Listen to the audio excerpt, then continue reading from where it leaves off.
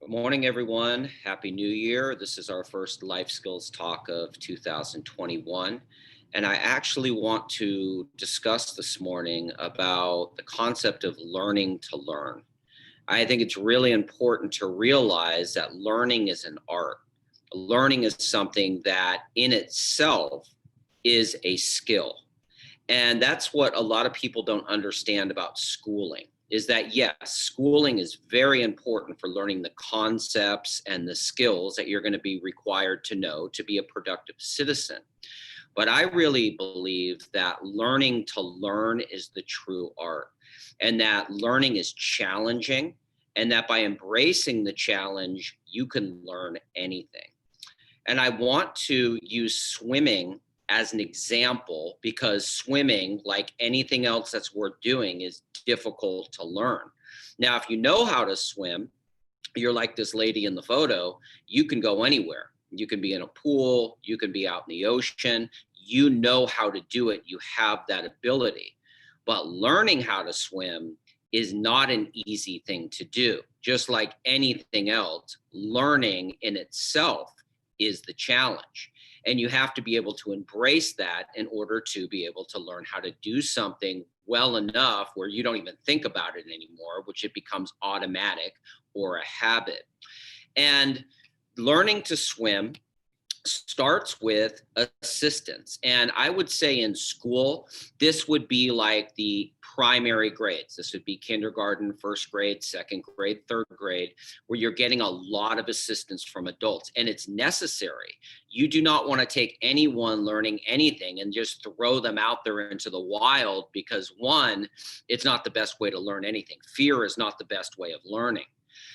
And you get the support that you need. But what's important is that everyone does their job.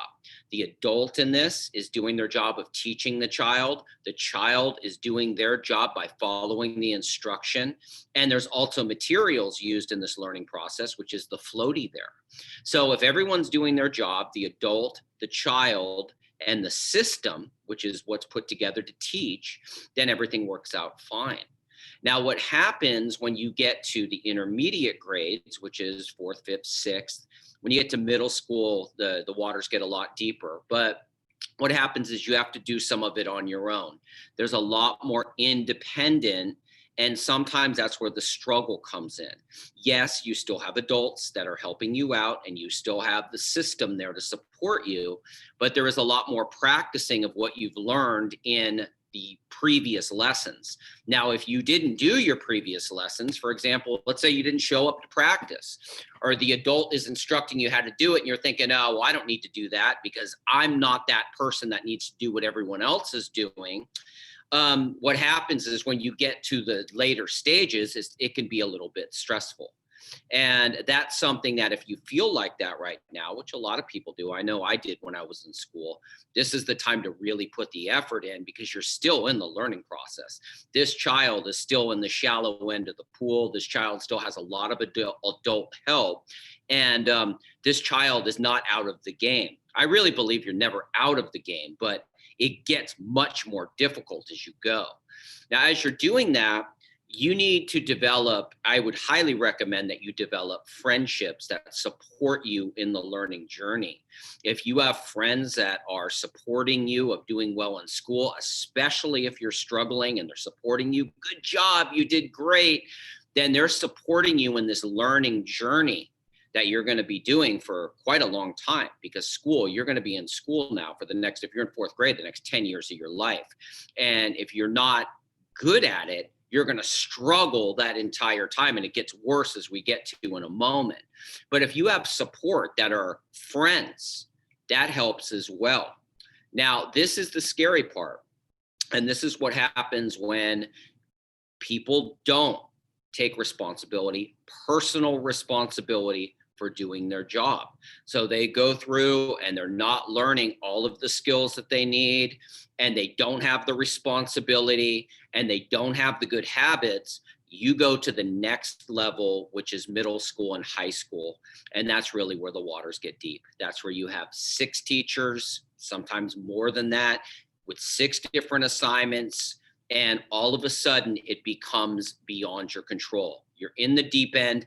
Everyone else is swimming around you, seemingly having a fine time, and you're drowning. And at that point, ladies and gentlemen, and I hope that none of you get there, but I've seen it happen.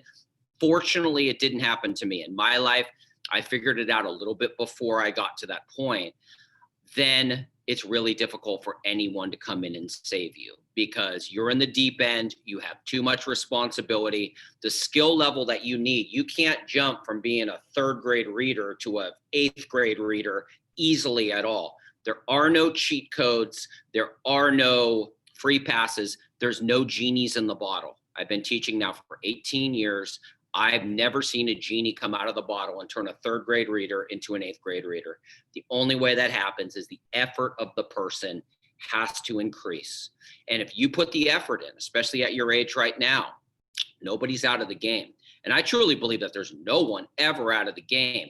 It's only when you quit on yourself, when you don't try. Effort is everything. Now, the further you get behind, the harder it is to catch up. And that's what you need to know.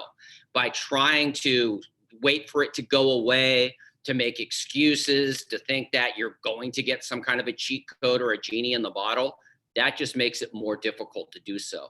So my recommendation is to just keep putting in your effort, keep trying, especially if you're in fourth grade. I mean, the time is now, because ideally you want to be a success in your life. And that would be like being a successful swimmer. Doesn't matter where they put you. They could put you out in the ocean. They could put you in the deep end of the pool. You know how to do it. It's not a problem. And life works like that. If you're kind and you're responsible, it doesn't mean life is easy. There's going to be waves. There's going to be rough seas. But that's even more of a reason why you need to learn how to swim well, because that's the time you're going to need all of those skills. And that's why the art of learning how to learn, the art of struggling with honor, embracing the challenge, all of those are really the key to being successful in life. Whatever you want to do in your life, responsibility and kindness will always be there to assist you.